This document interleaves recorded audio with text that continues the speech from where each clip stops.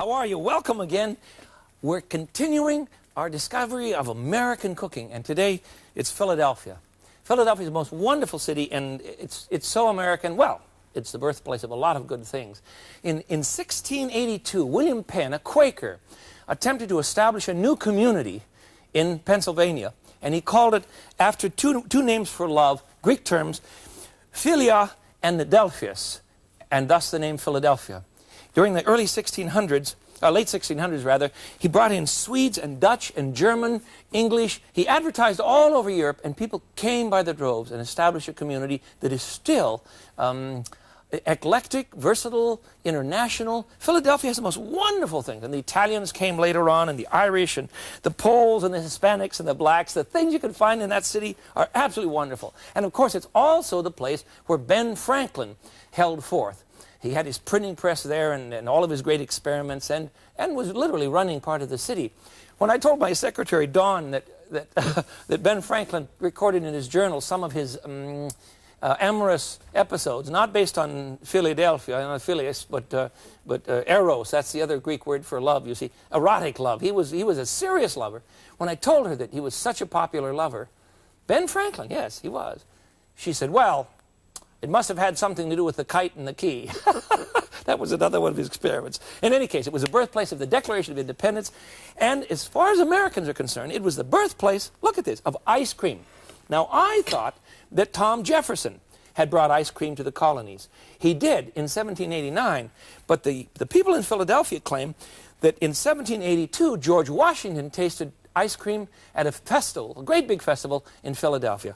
Who knows? Here's another one that belongs to Philadelphia.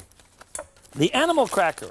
This is a wonderful product. The Walter Wilson Company invented the animal cracker in Philadelphia in 1870, and it was for the opening of the Philadelphia Zoo.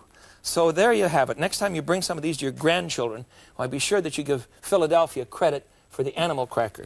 And we have to mention the Philly cheesesteak sandwich. I did one of those for you before. Do you remember? A few weeks ago. It's a wonderful sandwich. And here's one you've never heard of. I couldn't believe this.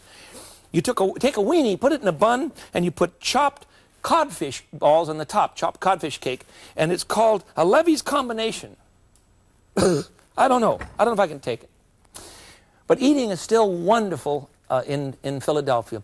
There's a place called the Reading Terminal Market, where you can go and find wonderful sausages, and you can see from the headdressers on these women that they're all Amish, and some of the family are involved in making pretzels. This is a great big operation. It's an enormous market, and canned foods, wonderful things, all of this available in the middle of the city that claims Ben Franklin as one of their greatest sons, and certainly that's the case.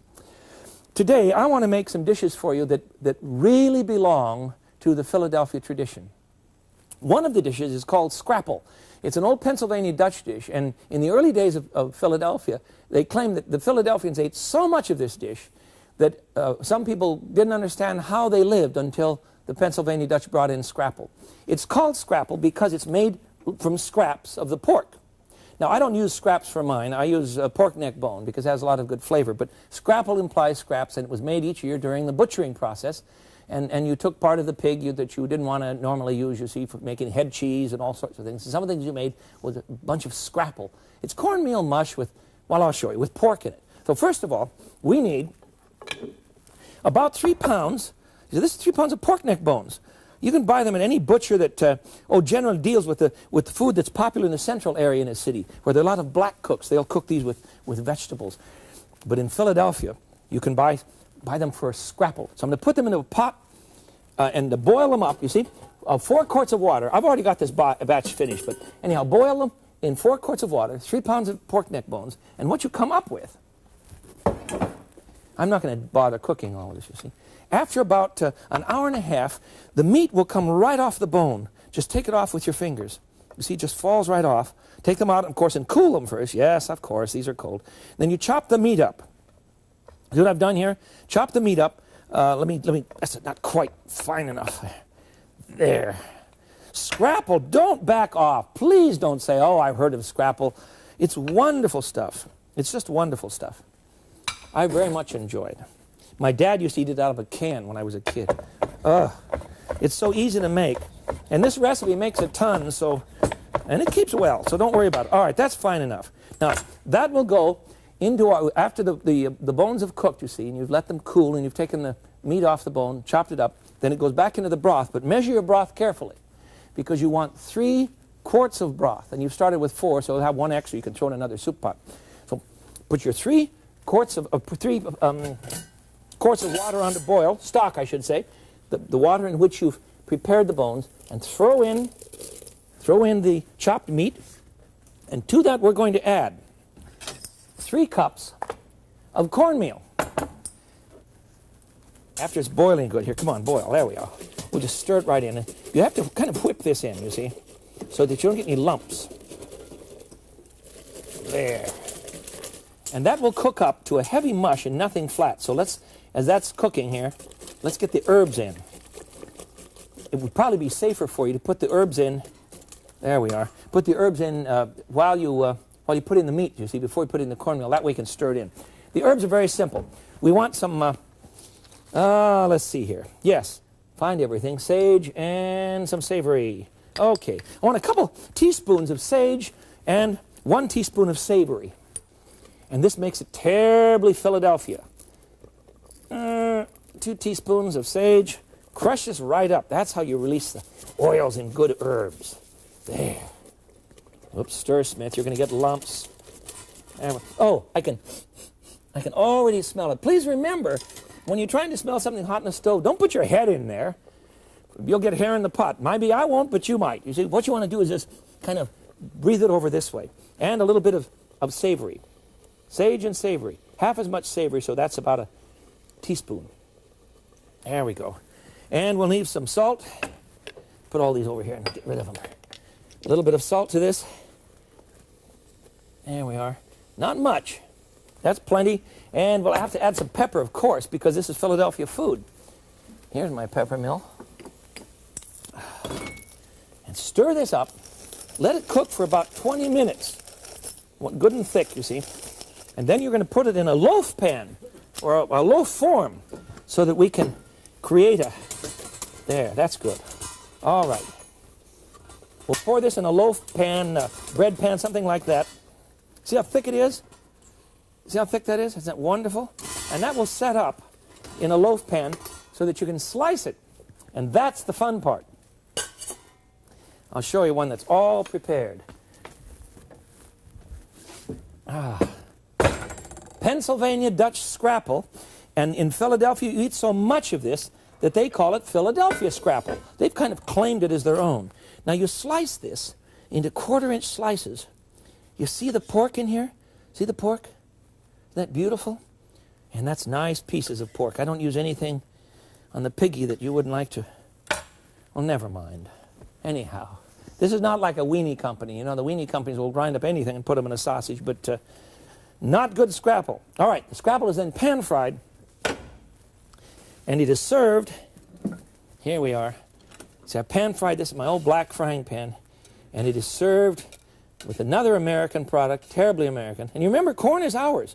Nobody in the world had corn prior to the discovery of the New World by the European. The original Americans had it, of course. The Indians gave it to us. This is served, I'd have to tell you this. In Philadelphia, you have this for breakfast with some real maple syrup on it. And of course, that's brought in from New England for the most part. Some of the Great Lakes have it too. All right. This is the most wonderful breakfast. There must be 50 restaurants in Philadelphia that serve this, and I promise you there are 50 variations on the dish. I had it in one place. A guy was eating it with ketchup. But I guess that's quite common in Philadelphia. Go ahead and eat it with ketchup. That's fine with me. All right, the second one for you today that is terribly, terribly Philadelphia is pepper pot soup or tripe soup with pepper in it. Calm down. It's very, very delicious. And I'll show you what you do. First of all, I've got to get my pan out of here. Okay. Yeah. Here we go. I have to find the right pot.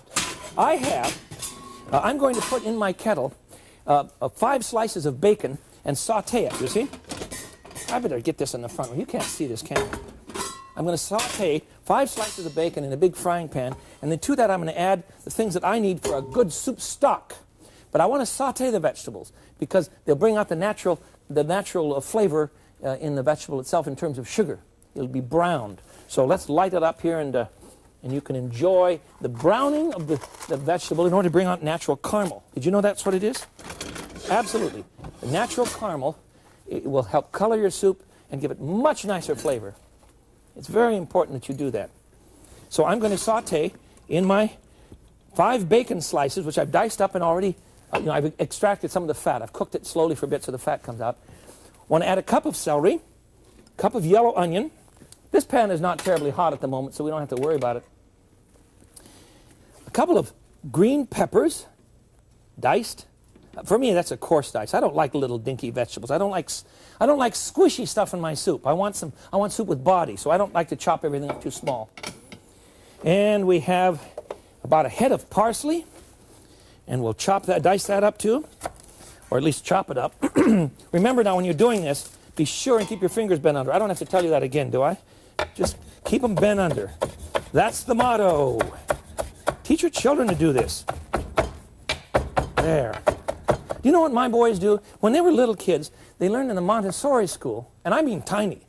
They learned in the Montessori school that rather than keep one hand out and chop this way, they learned, rather than doing this, they learned to put their hand on top of the knife, and they were taught to chop this way, so that, you see, if the knife flops, you can't cut yourself.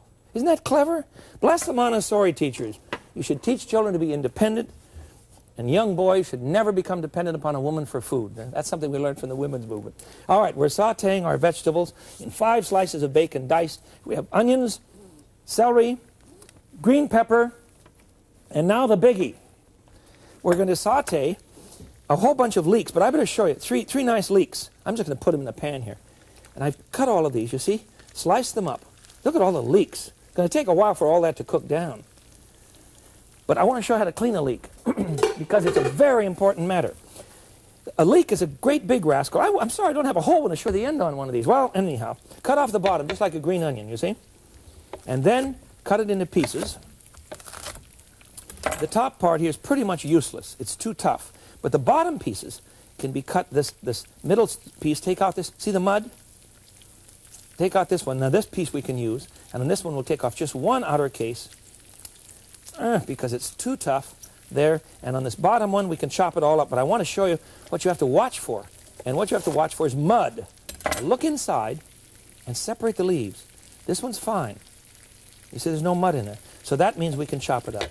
Otherwise, you have to run these through a great deal of water and soak them several times because a great pile of mud will form in the bottom of your sink. And who needs it? You don't need it. I certainly don't. Okay. Now, all of these vegetables are cooking away, and we're going to saute them until they at least begin to collapse. Let's see. There we go.